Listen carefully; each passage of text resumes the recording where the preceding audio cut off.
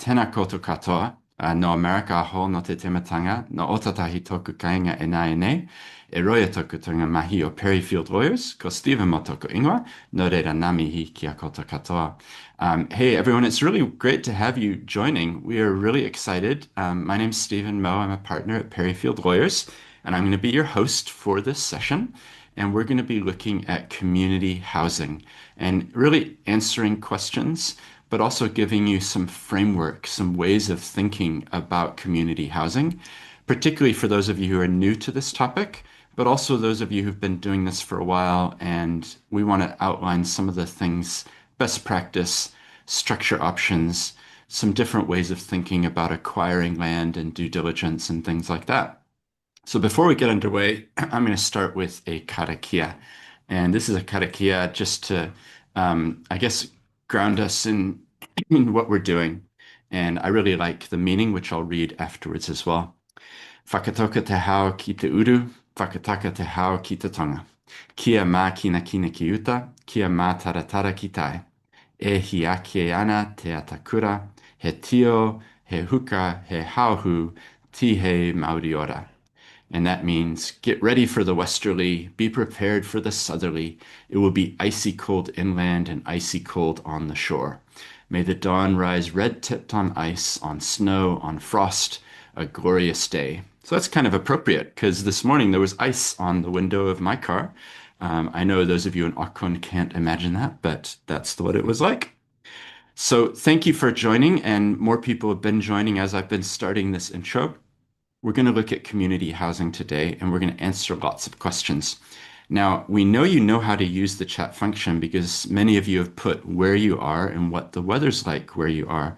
So as we're going through, please leave us a question, a comment, a link. You're welcome to use the chat function in a way that allows everybody to see what it is that you've got as a question for us or a comment. So let's make this as interactive as possible. Yeah, we see several comments there from people who've left where you are, what the weather's like. So leave us a comment with your questions as we go. We also got a bunch of questions before the session. So when you were signing up, I've got a list. We're going to do our best to answer those, but we may also answer them as we're going through the session. So we'll do our best to be looking at the chat. If you have a question there, we may end up raising it as we go, or we may leave it to the end. But definitely let us know what your questions are there.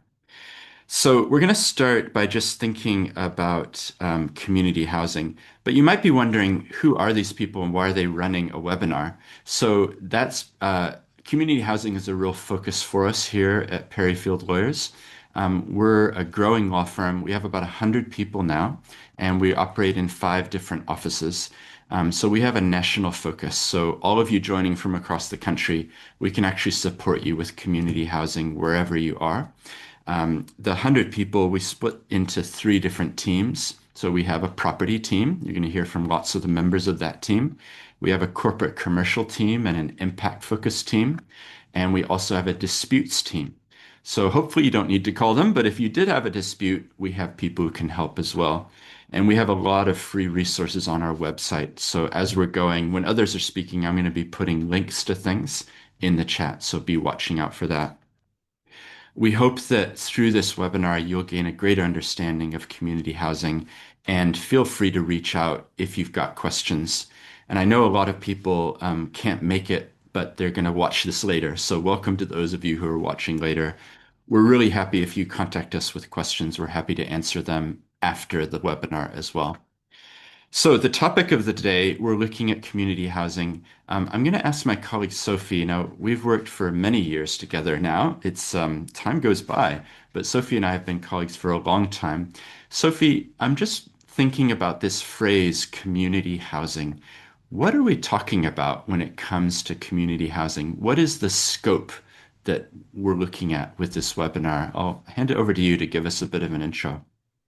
Absolutely. Thank you so much, Stephen, and thank you all for joining us. And for those of you who are currently working in the community housing space or looking to do work in that space, thank you for all your hard work. It really does make a difference for the people in our communities.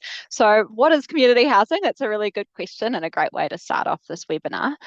Community housing Aotearoa, one of the big players in this space, has identified four different categories that community housing providers work in.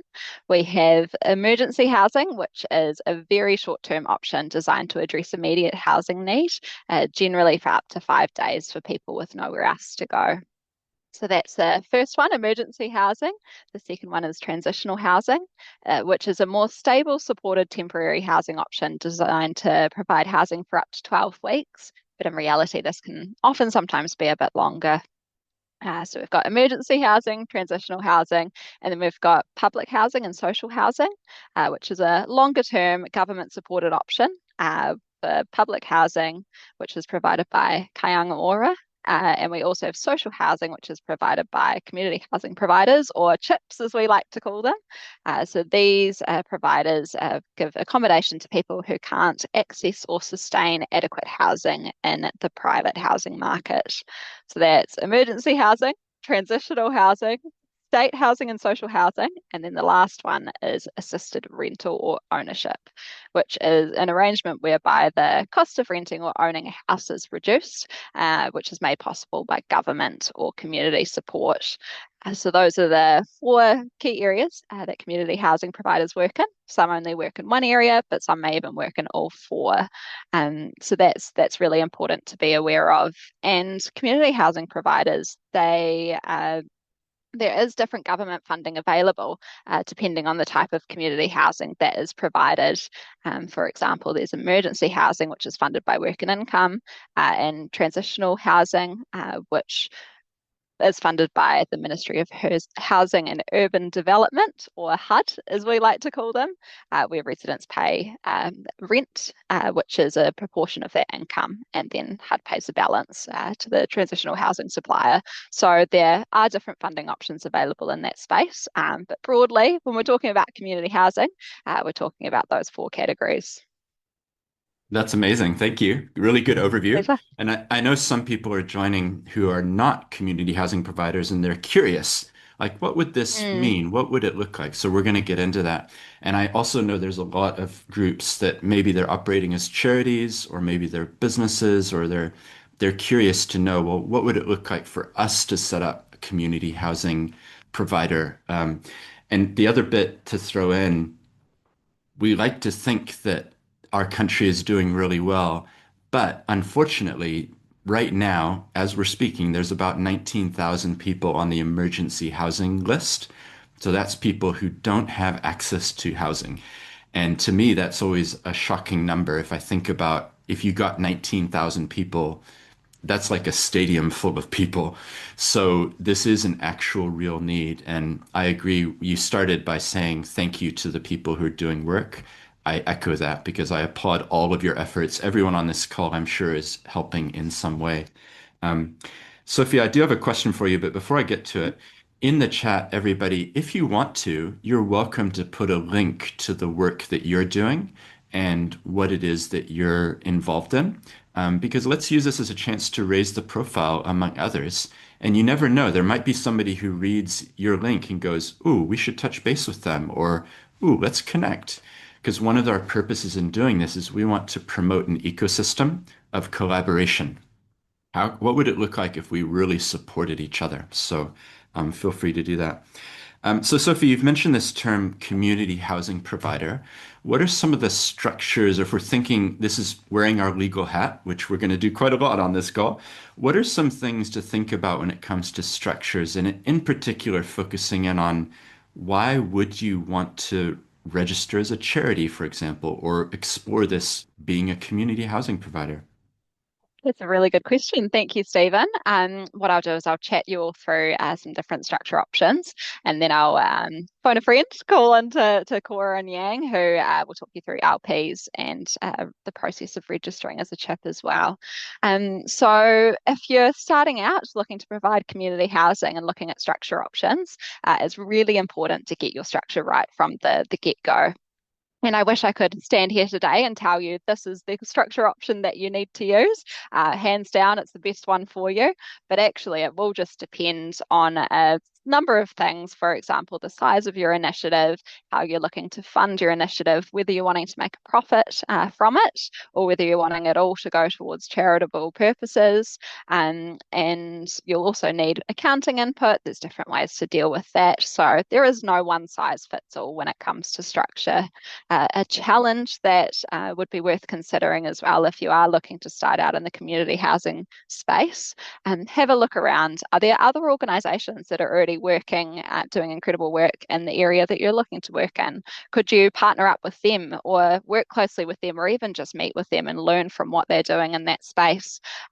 Because there are some great organisations already out there, but then there are also new initiatives to be set up, which is cool. So I'll talk you through a few different structure options and then hand over to Cora and Yang. When you're choosing your structure, there's a few different things that you can look at. One is a charitable trust, which you may have heard of. It's essentially an incorporated organisation which is run by trustees who it exists to advance charitable purposes. So it is a not-for-profit, or as we like to say, for-purpose organisation, where every decision that the trustees make goes through that filter of, does this advance our charitable purposes? Charitable trusts can't be owned. They're just existing to advance these charitable purposes, and often they're registered charities as well. Then we've got companies, which can exist for private gain of individuals and can also be owned. And companies, fun fact, can also register as charities. So you've got some different options there.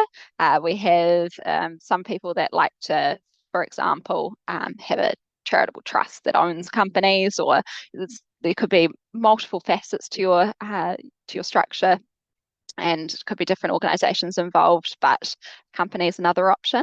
And then we also have incorporated societies, which involve two tiers of governance. So you've got members who might pay some sort of sub to sign up, and then you have a committee, which is often elected by these members and sort of run through act as the governing body of the organisation. Incorporated societies are also not-for-profit or for-purpose structures and can't be owned as well. So that's a lot of information, but we've actually got this amazing community housing guide, which is a free resource available on our website, and there's some more information in that too. I'll touch briefly on registering as a charity and then throw over to Cora and Yang, who will talk about limited partnerships and registering as a CHIP. But one thing worth considering, if you're looking to set up a community housing initiative and you're not looking to make a profit for yourself, you're actually just wanting to give back to your community, then you can have a think about whether or not you'd like to register as a charity. So if you're looking to register as a charity, your organisation needs to be advancing one of the 4 categories of charitable purposes, which are relieving poverty. That's where a lot of the community housing organisations sit. Advancing education, advancing religion, or other purposes beneficial to the community. Now, registering as a charity means that you get tax benefits, people can donate to you and receive 1/3 back, and it also gives you a bit of a street cred as well, and possibly opens up more funding doors than being a for-profit entity. But something worth being aware of is not all community housing organisations will be eligible for charitable status. You might have heard there was a famous case called Queenstown Lakes, where the Charities Registration Board found that the Queenstown Lakes Community Housing Trust was giving private benefit to individuals who may have had other housing options available to them.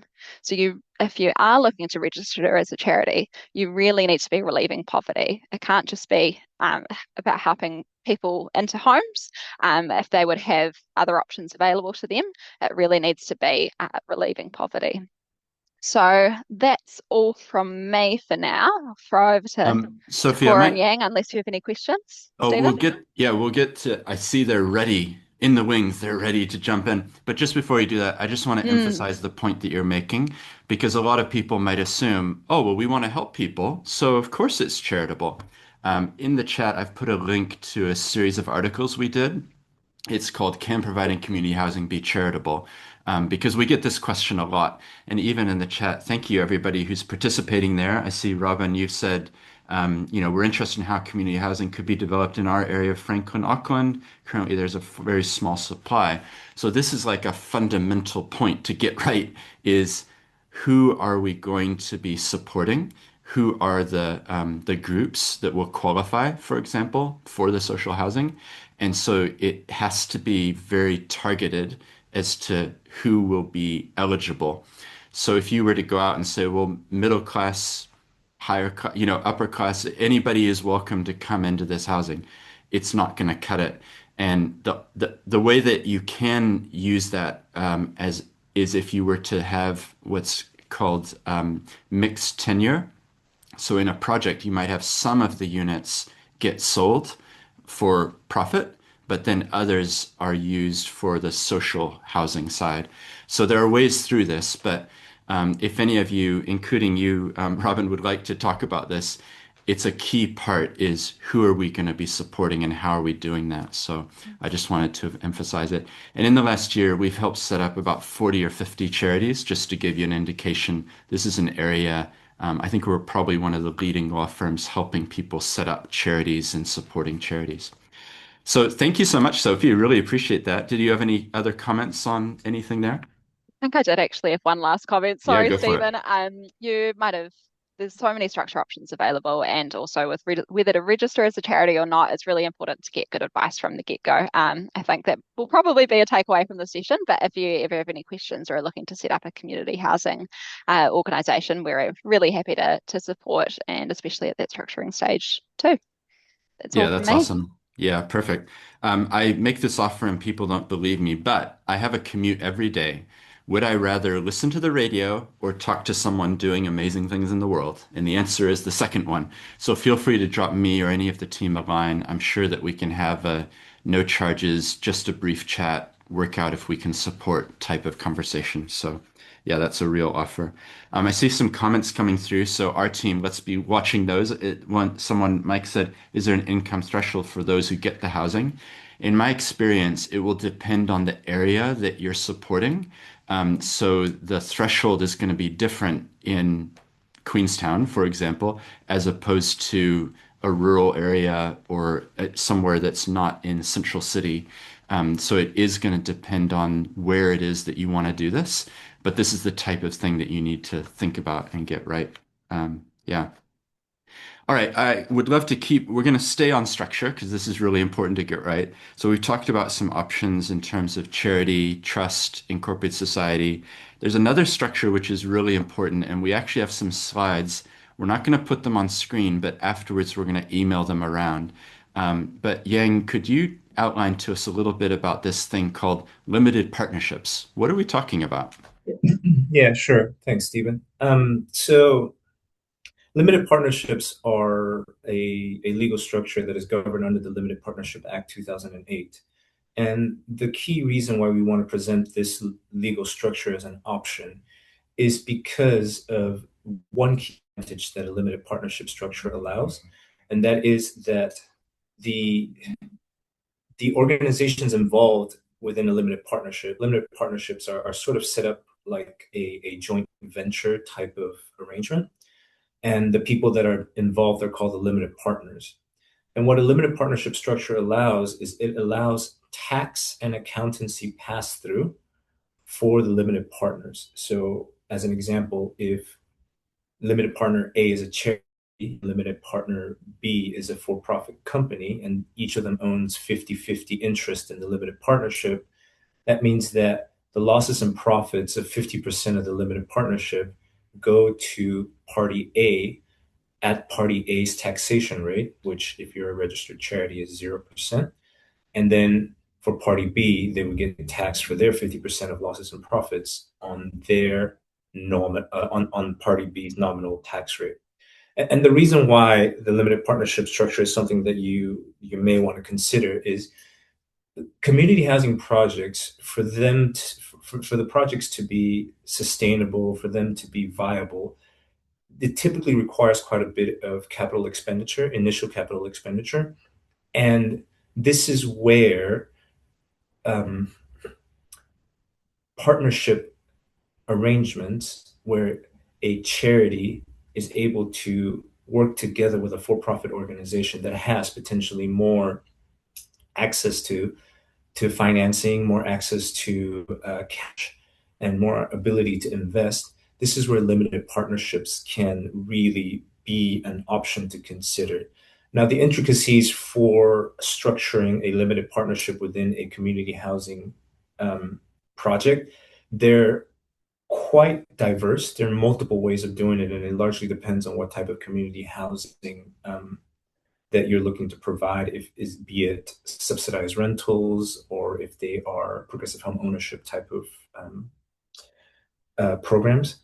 But suffice it to say, I wanted to raise the limited partnership structure as a possibility to consider and to look a little bit deeper into, and most importantly, talk to accountants and lawyers in order to see whether or not a limited partnership structure could help to unlock potential projects that might be a little bit too capital intensive for one party alone.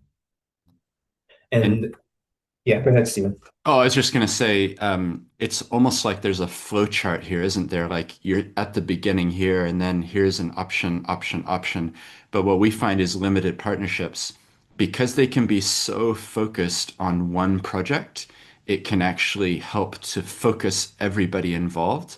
And then the limited partners, the limited part of it is they're literally providing the money. They're not involved in the day-to-day operations. Can you explain what the other partner is, like the general partner? What is that? Sure.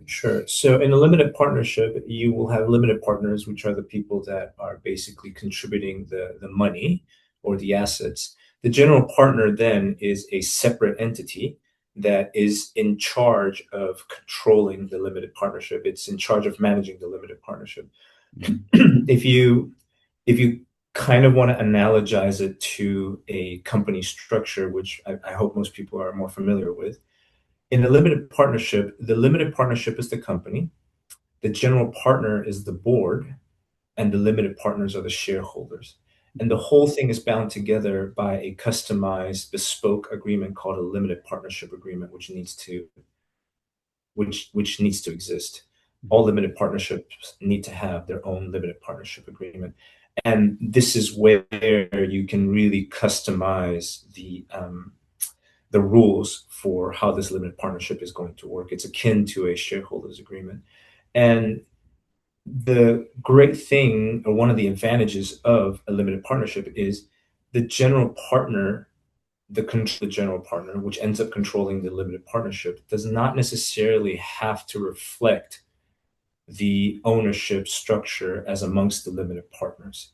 So as an example, if you have limited partner A and B who own 50-50 of the partnership interest in the limited partnership, the parties, the limited partners, can actually agree that the general partner is 100% owned, which is usually a limited company, a limited liability company, that general partner can actually be owned and controlled by party A, for example, which basically means that party B is a silent partner when it comes to daily management and governance of the limited partnership. The other thing to keep in mind, because I'm aware we've got a wide range of people listening and watching this, the way that limited partnerships can be used, and this is a hint for all of you, is you might have a project in mind and it's going to take $15 million. So it's a substantial project. As one organization, it might be really difficult for you to find 15 million. But what if you split it up? And what if you found 7 other groups or organizations, or even other, charities or businesses or investors? All of a sudden, that 15 million, if it's 2 million each, and this structure allows you to access that money, but retain control of the project. So it is a viable option, isn't it, Yang, for people to be using? Yeah, that's right. And it's particularly valuable in blending project stakeholders that have different taxation rates. In particular, the difference between the taxation rate for profit entity like a company, a normal company, versus a registered charity like a charitable trust. Yeah, it's great. Is there anything else you wanted to mention on limited partnerships? I know you've done some slides, which we'll send around to everybody with some diagrams, but any other thoughts on that? Yeah, it's just it's limited partnerships in New Zealand are fairly new, but it's one of the key legal structures that charities are now exploring more and more as funding becomes more difficult to obtain. So it might be worth your while if you are a charity or if you're a not-for-profit to look into limited partnership structures. Mm. That's great. It's really helpful. Thank you. And we actually have a guide on limited partnerships, which I'll find and put as a link in our our chat here.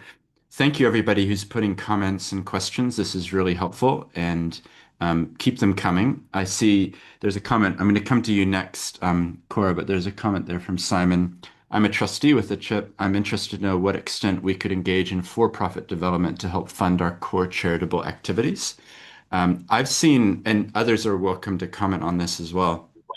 What I've seen is that people can use that profitable part to help subsidize the charitable part. So, for example, if there was a development and there's 25 units that have been built, maybe you would sell 3 or 4 of them at a for-profit rate, and that would help to subsidize some of the other things. So I think the key point is that you're not selling everything at a profitable rate. Like it's the core of what you're doing, the heart of what you're doing is still about community housing. So that's my initial response to that question. But Cora, we've kind of been dancing around. We've talked about companies, trusts, limited partnerships. Those are probably the 3 major entity types. But we've also been using this phrase, community housing providers. Can you just talk us through, some people on the call, we know they are CHIPs, they are community housing providers, but what does that involve? What does it mean to register as a CHIP, and how would you do that? Yeah. So firstly, I'll just say that not all entities that want to be involved in the community housing space need to become a community housing provider or a CHIP. It is a bit of an in-depth process that you have to go through to register. So I just wanted to say that from the outset, there's lots of ways that you can be involved and partner with other CHIPs, for example, and we'll touch on that a little bit more later on. But if you are thinking about registering for a CHIP, there is a process that you need to go through in order to do that. So in New Zealand, we have got an authority called the Community Housing Regulatory Authority. They have got a website where they detail out what you need to do if you want to register as a CHIP. There's a couple of steps involved. There's a set of standards that you have to meet, and the regulatory authority need to be satisfied that you meet those criteria. The first is you have to be a housing provider with the objective of providing community housing, affordable rental housing, or both in your empowering document. And what your empowering document is your trust deed or your constitution or whatever it is based on the particular entity that you are using. That document also needs to include, or you need to be able to show the authority that you have detailed plans around how you are planning to provide that long-term housing.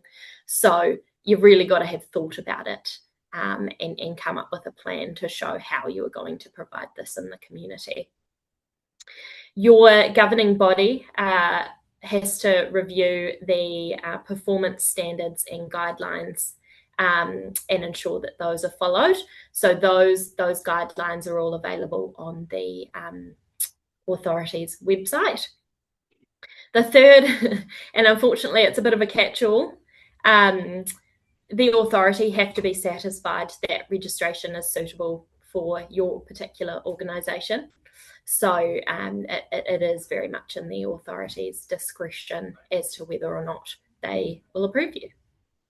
Some of the benefits, though, if I just touch on why you might want to go through that process and become a CHIP, is that you can provide social housing by utilising HUD funding and particularly the rent subsidy. So where you are able to provide housing to those who need social housing at a reduced rate effectively, which aligns with whatever their particular income is, and then the government tops that up so that you can then receive sort of a suitable rental amount for the particular property. Mm.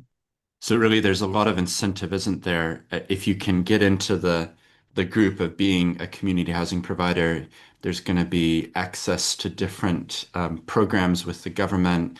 You're going to gain the reputation in the community. So yeah, there's a lot of positives of doing it. A little bit like registering as a charity. You get status and you get recognition. And for example, if you were to go to the local council and start having a collaborative discussion about maybe we could provide some housing here, it would probably help to front foot it to say we are a registered community housing provider, right? Yes, yeah. Yeah, that's really great. And process-wise, like, is this months or is it weeks or is it days? Yeah, it's always a a long process when you're going through these. So Yeah. Yeah. Yeah, and I think this is where we can potentially help, as well as thinking about structures and getting the legal documents that are necessary. We also sometimes will give input to people who are setting up as a community housing provider, because essentially, not to put it too bluntly, but there is certain criteria that you just have to meet. And so you need a founding document and you need to have policies and you need to have, so yeah, this is the type of thing that we can support to get into place. Well, that's Yeah. really helpful. Is there anything else you wanted to leave with our audience? I was just going to add to your comment just to say that that might be one reason that it can be helpful for us to be involved with the setup of whatever entity you go with, as Sophie was touching on before. If we've got your founding document right from the outset, then that's going to be really helpful and ultimately make the process more efficient. If we have in mind that you're going to want to register as a CHIP. Yeah, really good point. And the other thing, the current hot topic in every single seminar and conference that I see is artificial intelligence. So you could go to Google, you could go to AI, you could try, give me a document. But in our experience, what you're getting is probably not going to be bespoke. It's probably not going to tick the boxes that need to be ticked. And that comes back to something Sophie was saying before about becoming a registered charity. You need certain wording, you need certain ways of expressing things. So this is not to try to oversell ourselves, but this is where lawyers can provide wisdom and experience, because we've helped so many dozens of groups do this. We can help with this sort of documentation. Getting it right early is better than having to revise everything later and then, change things and adapt. Great. Well, Cora and Yang, thank you so much for your input on structures. We're going to move along the journey. So you've now got a structure in place, and the structure is going to be amazing. And you've got community housing provider status. Well done. And you're a registered charity. This is great. Where are you going to build? What does it look like to find land? What sort of things do you need to be thinking about when you're looking at where you would put this housing? So I'm really fortunate to have Anthea on the call as well. Anthea is normally based in our Auckland office. But Anthea, if you could talk to us a little bit about the property side. What are some things that people need to think about when it comes to purchasing land? Thanks, Stephen, for that introduction. Basically, this process often involves you identifying some land that you're interested in at some stage, whether that is to purchase or to lease and take your development forward. So in this phase, I guess this phase is what we call often the due diligence phase. And it's really important because I guess you want to make sure when you're identifying, when you've sort of found some land that you're excited about, you just want to make sure that that is actually going to be a good place for you to do your development. And so I thought it would be helpful to just highlight some of the reasons we do due diligence, which I think it's really good to have clear in your mind what you're hoping to achieve through due diligence in order to progress your development, if you like. And so some of the reasons we do due diligence once you've found a piece of land is actually to verify that you can actually use that land for your intended purpose.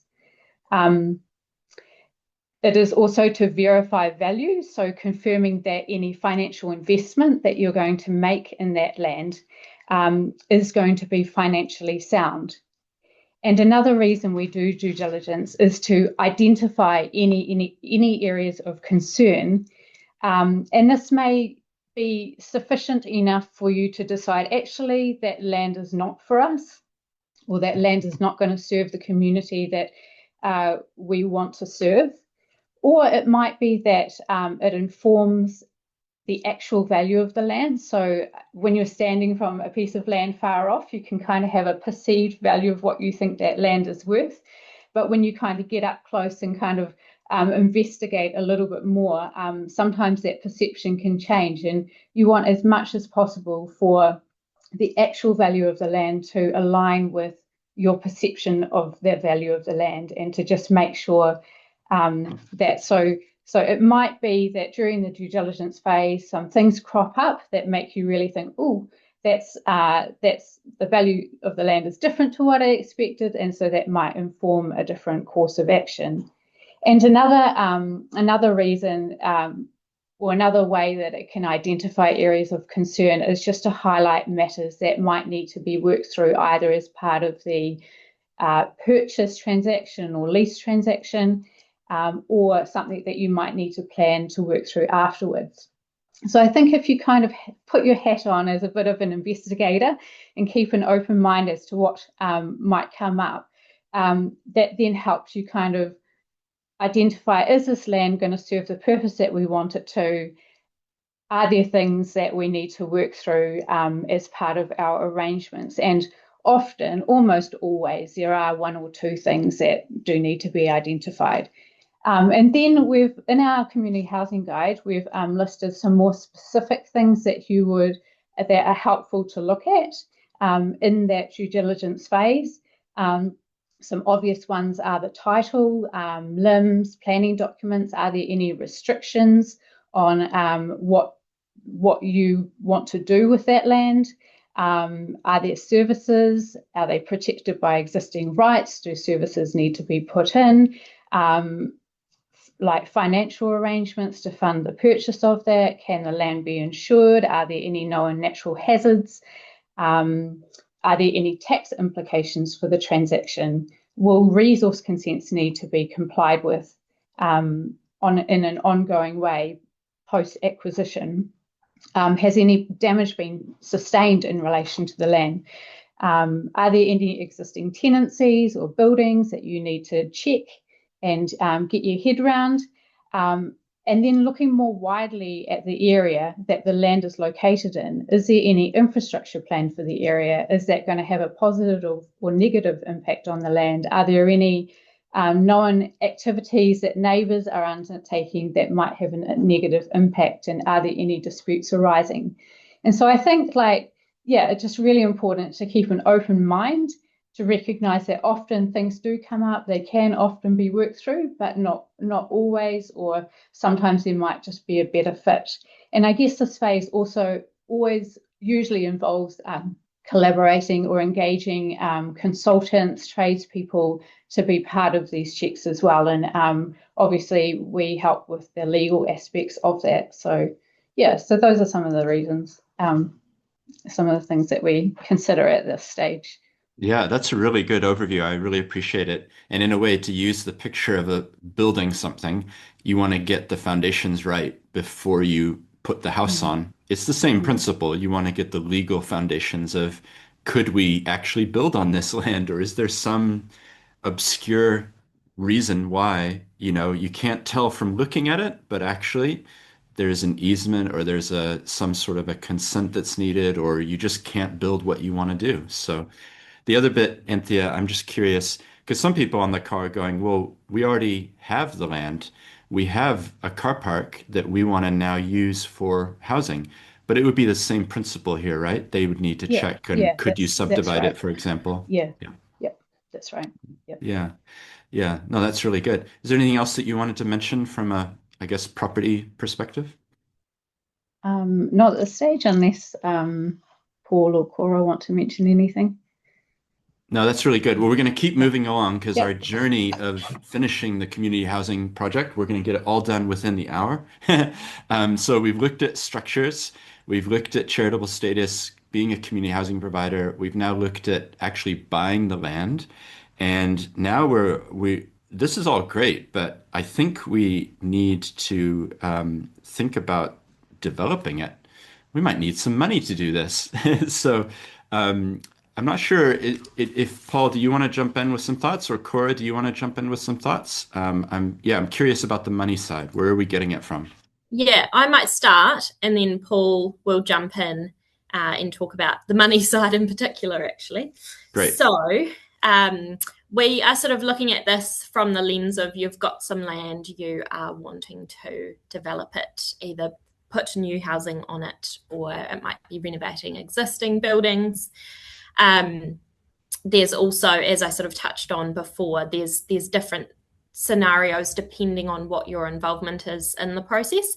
So, for example, you might be a chip who is going to be leasing developed land from another organisation. We are going to mainly look at this from the lens of the land or owning it, but just wanted to bring that into it. Some of these documents will still be relevant even if you aren't directly developing the land yourself. So there's a couple of sort of key things that you will almost always need to deal with when you are developing land. The first is the construction contracts. So oftentimes you will be engaging with a contractor who will construct the dwellings on your behalf. And behind that arrangement will be a construction contract. This is a really important document. There's often a lot of money that you're putting into construction, and you've also often got strict timeframes that you're needing to work to. If you're leasing the premises, you might have timeframes that you need to work to in terms of your tenant. If you're the tenant and you've got with HUD, you will have timeframes that you need to work through there. And so that brings me to the point that it's really important that you get the construction contract right, because it can have flow-on effects to these other contracts that we're going to talk about. So some of the key things, and this is set out in more detail in our guide, some of the key things that you'll need to deal with in a construction contract is firstly the price, when payments are due, how you're being invoiced for things, and what your contractor's ability is to increase those costs. If materials increase in cost, if additional work is required along the way, lots of things where cost can increase, and you might not have prepared for that in terms of your finance documents, etc. The second is timeframes. So a construction contract will normally have an expected completion date. That's not a set date though, and often these contracts will have wide discretion for or wide ability for the builder to push out that completion date if a range of scenarios occur. So maybe materials aren't available, maybe you go through a patch of really bad weather where they just can't be on site, maybe the council consenting process takes longer than what was anticipated, or an issue crops up along the way that ultimately delays how long construction takes. And as I said before, that will have flow-on effects in terms of other contracts. So it's important to consider any of those risks and build some limits into the construction contract to deal with that. So all that to say, we think it's really important that you are getting that document checked before you enter into anything. The second Oh, sorry. I was just going to double emphasize that, because we've seen situations where people sign these sorts of contracts and then they regret it about 2 minutes later because they really should have had it checked and make sure, things like time frames and costs. And yeah, it's just you get it right or you don't get it right. We very seldom see the middle. So yeah, thanks. Yeah, Your absolutely. second point. So another document that you'll commonly see, particularly where land is being developed, is an agreement to lease, and often that will deal with the process of design and build as well. So you'll not only come across this if you are developing the land and planning to lease it out, for example, to a chip, but you're also obviously going to come across it if you are the chip, and so going to be looking at it from different lenses depending on which organisation you are. If you are the party who is leasing the land, you're going to need to consider what risks you're able to take on in relation to that lease, what insurance risks can sit with you, and what needs to be passed on to the tenant. Obviously, when you are leasing buildings in this space, there are some higher risks that arise. Things like meth contamination becomes more common, damage to the building, and all of those sorts of things. If you are the chip, you are going to have a contract with HUD where they agree to pay you funds in accordance with the income subsidy. And you are going to have to look really closely at that contract with HUD and make sure that the terms of the agreement to design and build and lease align with what that contract says. So it is often a balancing act, trying to meet a middle ground where the interests of both parties are adequately protected. So regardless of which side of the agreement you are, again, really important that you're getting that input. This is a really foundational document, and this will effectively record the long-term lease that you will be entering into. So really important to get it right at the start. Perfect. And now to the money side, is it? Yes, Paul, did you want to jump in? Thank you.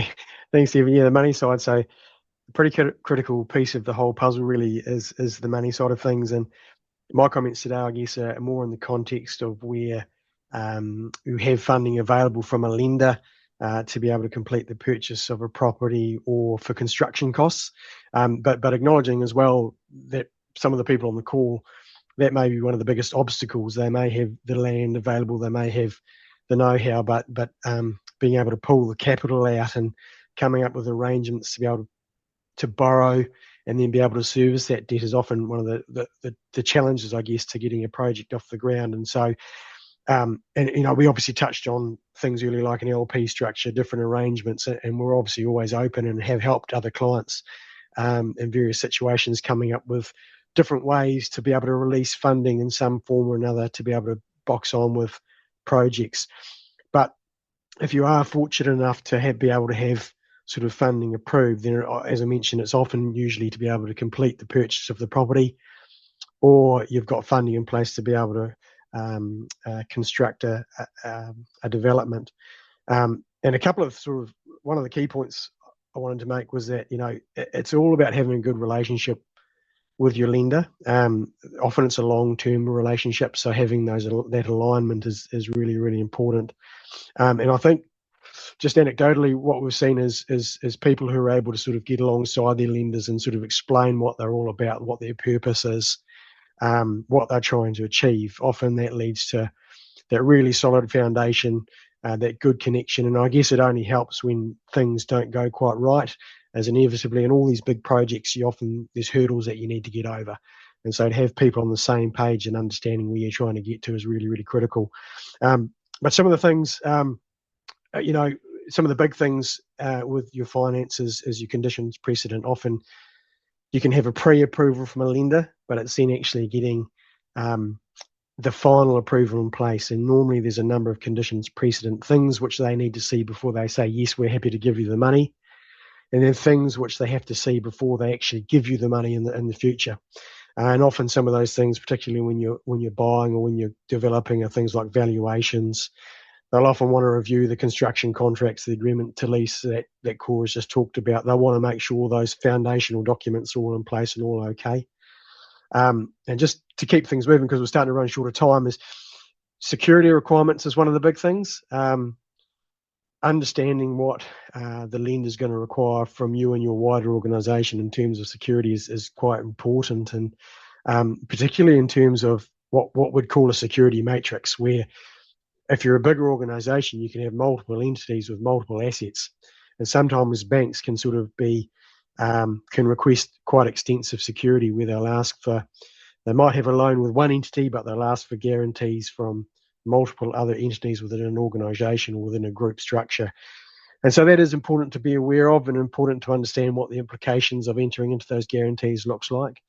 The idea of ring fencing becomes a bit more important then as well. It might be that there's certain assets, there's certain entities you want kept out of that particular lending arrangement, and so you might say, okay, well, here's security over here that you can provide and support that without having this entity or this asset forming part of that security mix. But it's important that, lenders, in my experience, will tend to try and capture as much as they can. And so it's important. It's about having that conversation with them to say, well, we don't want to be able to provide this. We want to be able to keep this out of the equation. And so one of the other big things, as well as these documentations, they're long-term documents. Most people will sign them and possibly put them in a drawer and forget about them. But there's actually covenants, warranties, undertakings all throughout these documents, which are ongoing obligations on parties when they lend. And it's about making sure that you're aware of what those obligations are, that you've got the systems in place to be able to manage those ongoing obligations so that they aren't missed, because obviously they can have significant implications for your project and the ongoing viability of it too, if you're not keeping the lender and those sorts of things happy. So, sorry, that's a very quick overview, Stephen. That's great. Yes, we're getting through the hour. So yeah. No, but this is good. I think all you can do in what hopefully everyone realizes that each of these topics is potentially an hour-long session, and maybe this will be a hint to us that we should do an hour-long session on just financing or just structuring, or so we'll see. If we get feedback you'd like more, we'd be happy to do that. I think getting the money is really important. I love that you're emphasizing relationship. Ultimately, it comes down to having a good relationship with your funder. There's another source of funding, which I'm going to put in the chat, which is the CHFA. So this is the Community Housing Funding Agency. I'm the chair of it, so I know it quite well. It started a couple of years ago, and we've finished with just hitting over $500 million that's been raised for community housing providers. So it's an option alongside mainstream banks, just to put as something that you might want to investigate. But Paul, that's really helpful. And I think it's, again, emphasizing the need for input and advice as you're going along. This is, you can tell from the number of people that have been on this call, each person has brought wisdom about a different topic. And I think it just illustrates the fact that all of these areas are important to get really good input on. We are going to keep things moving just so that we get through to the end, because I'm just thinking, great, the houses are built now, the units are there, there's people who've moved in, we're into the operational phase. Anthea, just probably not too much detail, but what are some key things people need to think about when they're thinking about operating as a community housing provider? Sure. Well, this is quite an exciting phase for people, because it's the culmination of everything that's gone before, the visioning, feasibility, organizational setup. And but this is where all of that hard work comes together when the project connects with people in the community that you're wanting to serve in practical and real ways. And I guess what this phase involves will be a reflection of everything that's gone before and anything that you want to continue to develop. In this phase, it will really, some of the factors that drive what it will involve really depend on, for instance, how the legal property aspects of the development have been set up. For instance, will land be disposed of, for instance, as affordable housing to first-home buyers or elderly, or whether land will be retained, or whether there will be a combination of those two things. And there's a whole raft of things depending on which one of those you sit in that need to be considered. And we've got more details in our community housing legal guide that you're very welcome to have a look at. But for instance, where land has been retained, if you're going to own the land, there's the usual aspects of land ownership. If the land is leased from the owner, then there's that landlord-tenant relationship that'll need to be managed. Where you are intending to house people, there'll need to be occupancy arrangements in place with those people. And then there's a whole raft of other like compliance things around statutes. If you're a CHIP, complying with reporting obligations to the regulatory body, compliance with resource consents, laws, employment relations, a whole raft of things. But also in this phase, I think a key thing is if you are retaining land and providing housing to people, will wraparound support services be provided as part of that development? And who will provide them? Will you provide them? A third party? What will that all look like? And there's a whole raft of people out there who are working in this space who have lots of knowledge and experience and a lot of collaboration in the sector. And so I think, it's just worth talking to people, trying to tap into that experience that's out there, possibly talking to the Community Housing Aotearoa body that might help with an introduction or giving you some guidance in that area. So, yeah. That's really excellent. Thank you so much. And I think the key thing here is that there might be ongoing needs, not just the initial setup. For example, what policies have you got in place? Sure. What does your governance look like? How do you refresh the governance? We do a lot of training of groups. We'll come into boards and give input on what it is to be a trustee or a director. And in the chat, I'm just putting a reference to the policies package. So we realize that lots of charities don't have lots of policies. So we've developed a package where you can actually choose. You want tier 1, tier 2, tier 3, and you can actually bring in policies that are ready-made to go. So we're thinking about if it's something that you're looking at. So I want to thank everybody who's contributed. We had, let's see, Sophie, Cora, Yang, Anthea, Paul, I think that was, and me. So it was quite a few of the team. We're really excited about community housing because I think all of those of us on the call, we love the idea that we get to help clients that then help people. So we can't go and build the house, but we can help you build the house so that people can be supported. So that's what gets us up. That's what brings us in. We did have a couple other questions that were submitted before. So just running through a couple of those. Elizabeth had said, I'm intending to get more background information on community housing. So I hope that this has been really helpful. I think that was the intent. I think we've hopefully done that. How do we ensure vulnerable tenants receive wraparound support, health, budgeting, social services, and who currently coordinates this? I really like this because it emphasizes something that Anthea is getting at, which is it's not just great, we built the house and now we walk away. Like actually, maybe you could input into the families. Maybe you could provide budgeting support or social services or something else. Because the key is that this housing, imagine the child who's not living in a car and now has access to a warm, dry home, the education benefits. So the point is, I think the community housing provider, I would like to see them do more of this wraparound services. How can we really support families, like budgeting advice and things like that? What are the options to invest in community housing within a defined geographic area? So that's a great question. I guess it's I take it this person maybe has some money and wants to use it for good. Impact investing is where you invest and you get impact. And so I guess it's a case of talking to community housing providers in that area and seeing, is this something that we could come in and support with the limited partnership structure? Maybe it's not just you on your own. Maybe it's 6 other people or other groups that come together to create something. And then somebody said here, what are community housing providers? How do they differ from other landlords? So I hope that we've answered that during the question. There's a couple other questions, but we aren't going to be able to get to all of them. But if you did write a question and you had a specific thing, because some of them were quite specific, we're really happy to engage with you. Just drop me a note or anyone on this list a note, and I'm sure that we can come back to you with some thoughts.